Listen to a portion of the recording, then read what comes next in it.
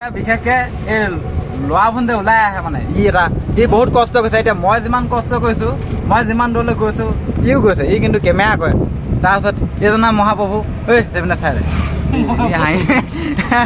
হাঁহি কি বুলি কয় শুনাইয়ে হয়। তাৰপিছত ইও মানে ভাড়া চাড়া কমকৈ লয় দেই।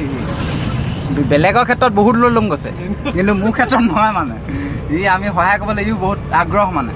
তো সেইটো কাৰণে ভাল লাগে। ল'ৰাবোৰ ওলাই আহে মানে বহুতকেইটা ল'ৰাই দাম কৰি থাকে। কিন্তু আমাক নিবলৈও এতিয়া বেছিকৈ নিবলৈও দিগদাৰ নহয়। ল'ৰাবোৰ বৰ জেং হয়।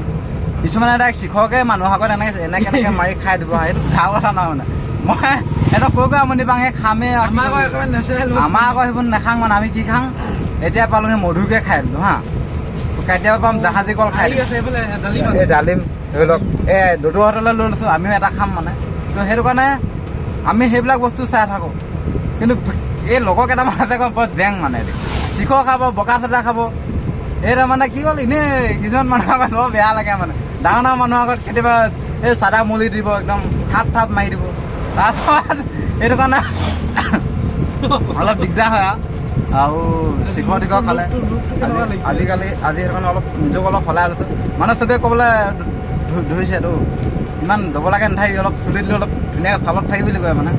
মই অলপ চালত থাকি দিছোঁ আৰু আমি এতিয়া এই চৰাইদেউ গৈ আছোঁ দেই।